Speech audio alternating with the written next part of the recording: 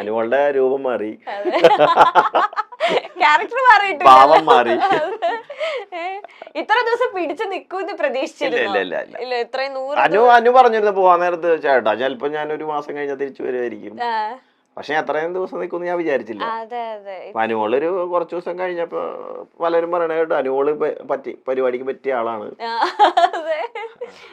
ഈ അനുമോള് ഇടയ്ക്കിടയ്ക്ക് പറയുന്നതാണ്, ഞാൻ പൈസ കൊടുത്ത് ഞാൻ അത്യാവശ്യം കണ്ടന്റ് കൊടുക്കുന്നുണ്ട്, ഞാൻ ചുമ്മാ ഇവിടെ ഇരിക്കാനല്ല. വേറെ കണ്ടസ്റ്റൻസിനോട് പറയുന്നതാണ്, ഞാൻ ഇവിടെ എന്നെ ബിഗ് ബോസ് ഇവിടെ വിളിച്ചു വരുത്തേക്കുന്നത് വെറുതെ ഇരുത്താനല്ല, എനിക്ക് പൈസ തരുന്നുണ്ട്, ഞാൻ അപ്പൊ കണ്ടന്റ് കൊടുക്കണം. അപ്പൊ മിനിറ്റിന് കണ്ടന്റ് കൊടുക്കുന്ന ഒരു വ്യക്തിയാണ് അനുമോൾ.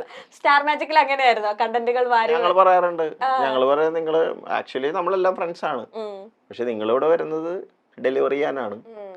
അപ്പോ ഇവിടെ വരുമ്പോ നമ്മൾ പേ ചെയ്യുമ്പോ നിങ്ങൾ ഡെലിവറി ചെയ്യണം, നിങ്ങളുടെ മാക്സിമം ഔട്ട്പുട്ട് തരണം. അതേ ഡയലോഗ് അവിടെ പറഞ്ഞിട്ടുള്ളൂ. അപ്പൊ ഈ ഡയലോഗ് തന്നെ അവിടെ അടച്ച് ഇവിടെ പഠിപ്പിച്ചു കൊടുത്തതാ അല്ലേ? പഠിപ്പിച്ചു കൊടുക്കാറ് ഞങ്ങൾ പറയും. ഇപ്പൊ അനുമോൾ ഒരു എപ്പിസോഡില് ഡൗൺ ആയി കഴിഞ്ഞാൽ ഞങ്ങൾ പറയാം അനുമോൾ ശരിയാവില്ല, ചാർജ് ആവണം. അപ്പൊ അനുമോളുടെ എന്തെങ്കിലും മൂഡ് സ്വിങ്സ് ഉണ്ടാവും, അപ്പൊ അനുമോൾ അത് ചേഞ്ച് ആവണം എന്ന് പറയും.